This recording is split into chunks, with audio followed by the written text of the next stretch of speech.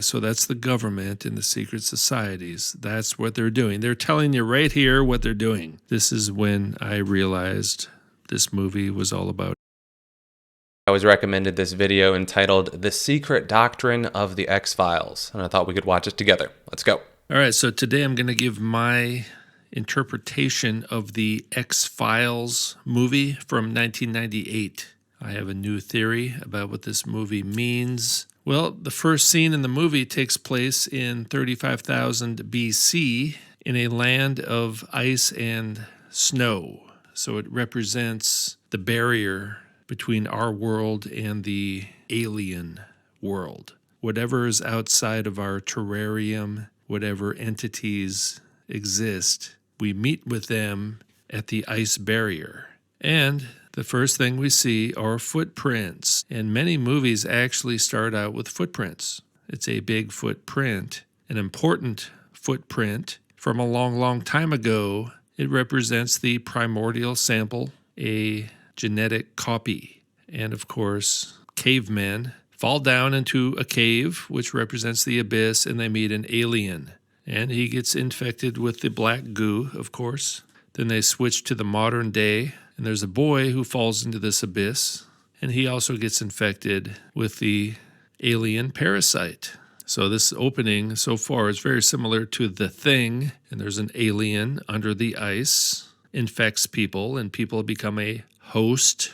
All right, sound familiar? How many dozens of movies are about aliens or demons inhabiting people's bodies, and our bodies simply become a host for the alien parasite, aka virus. And then, of course, you got the government coming in with the hazmat suits. And then they go to this Oklahoma bombing type of scene. The building explodes. Then the very next scene, cut to 9/11. And this was made in 1998. Okay, now we get into some of the deeper esoteric meaning. A lot of these movies are about the Adam Kadmon story, the original androgynous Adam, that they have in Judaism and the Kabbalah.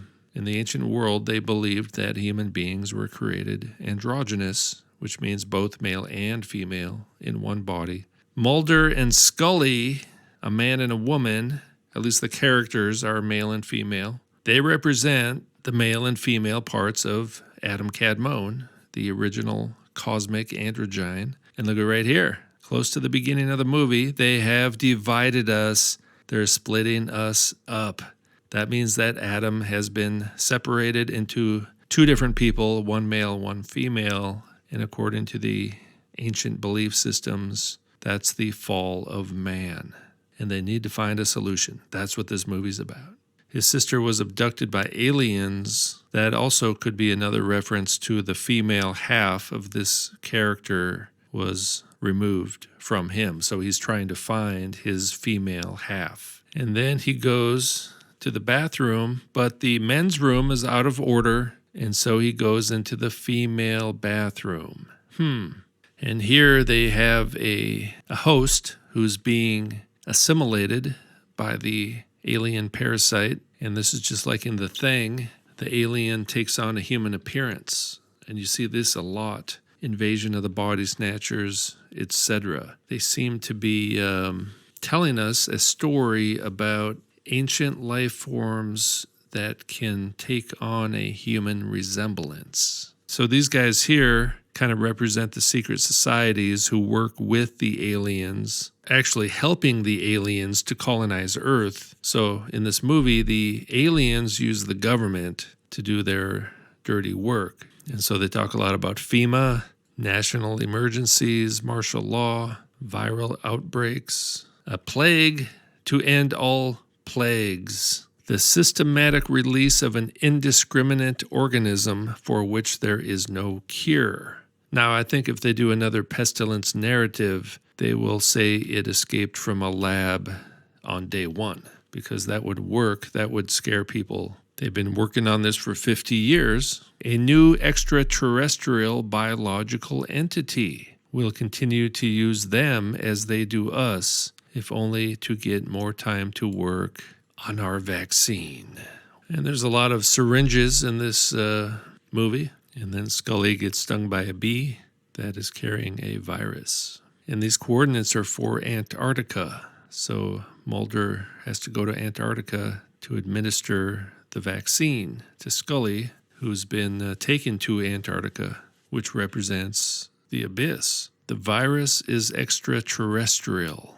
So terrestrial, that's the terrarium where we live, and it's from outside the terrarium. The bacteria, the alien parasite, the primordial strain was the original inhabitant of Earth. This is represented by Antarctica, the ice, the land under the ice, on the other side of the ice, right? The other side of the ice wall, the ice dome. And this is the Adam Cadmone. It's the original inhabitant of Earth, which in the show is a virus or extraterrestrial parasite found in fecal matter of the hybrids, the original androgyne. Adam stands for the primitive human race, the primordial sample, the compound name of Yehovah or Yahovah, meaning male life and female life, first androgynous, then separated into sexes, and that's the fall of man. And this virus is now going to inhabit human beings and use us as a host. This virus walked the planet long before the dinosaurs. This is the primordial strain. Your aliens arrived here millions of years ago, the original inhabitants of Earth, in the form of an evolved pathogen, waiting to be reconstituted by the alien race when it comes to colonize the planet, using us as hosts. The CDC and the WHO wanted to sample the virus.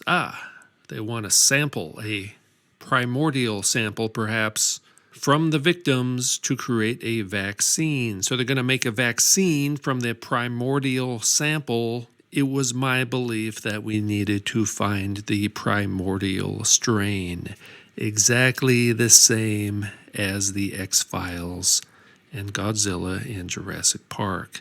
Here in the Arctic, well, sometimes like in the X-Files or The Thing, they go to Antarctica, but it's basically the same thing. It's the ice dome, the ice barrier between the realm.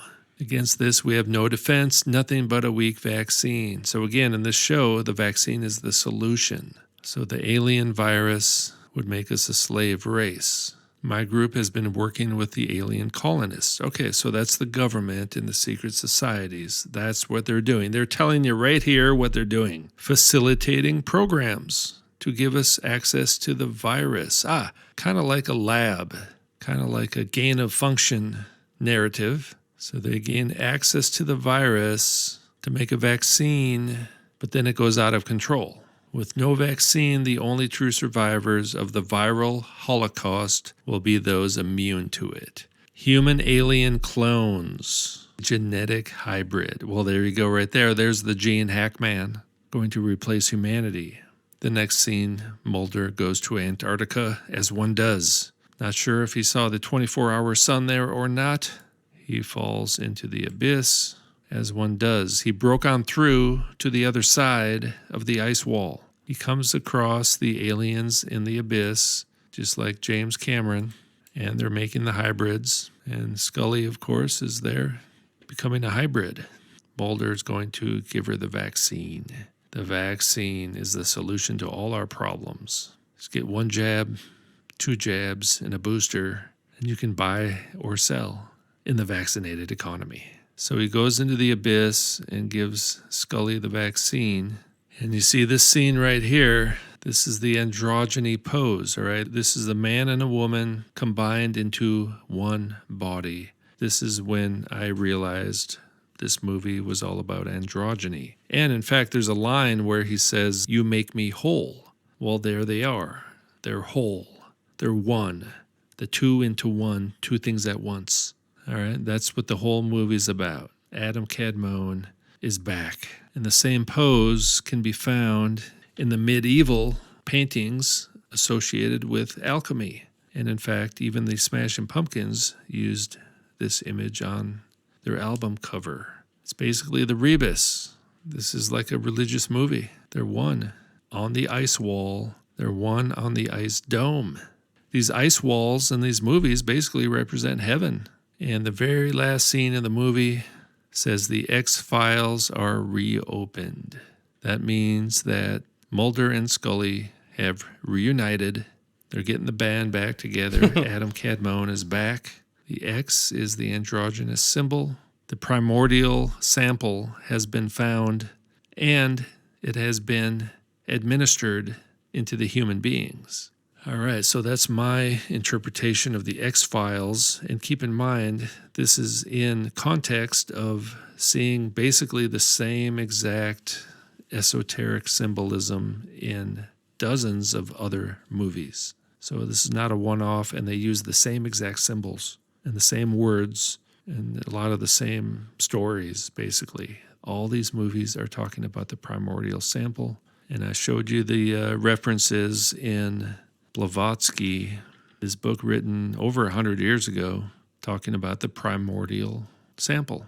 Now, in some of these movies, they use the word specimen or the original biological life force or something like that. But it's all the same stuff. And what they're telling us is that they found it in the ice wall between the realm of heaven and earth. That's where they found the DNA sample, which is represented by the footprint, because it's a DNA copy. And they're making clones, hybrids, androgynes. And cloning is a type of asexual reproduction. Making copies, again, the copies, right? The prints, printing off copies of human beings. And this is a key text right here from Blavatsky's The Secret Doctrine. Primordial archetypal man, Adam Cadmone. As we know, Adam Cadmone is the androgyne. Now, in this book, the word primordial and the word androgyne are used dozens of times, possibly hundreds of times. It's the main theme of the book. And I think what this book is all about is that once upon a time, there was an androgynous human being who was also kind of like a god, a divine androgyne called Adam Cadmone. They split into two. The sexes were divided, and someday in the future, they will be reunited again back into the one androgynous human being. That's what the secret doctrine is all about. That's what the secret societies are all about. And I believe that's what this movie, The X-Files, is all about. And many of these other movies I've been looking at. They're all telling the same story. They have their creation story, and they have their eschatology. And it's different than ours. But yet, this story actually permeates our culture esoterically. It is indeed the secret doctrine hidden in plain sight. Wow. They were being divided. That was the problem. And at the end of the movie, they were united. Oh, that was a good video. I can't say whether or not it's valid or not, but there clearly was a good amount of thought that went into that. As a big fan of the X-Files in general, I thought that was awesome. Very good video. Very good video.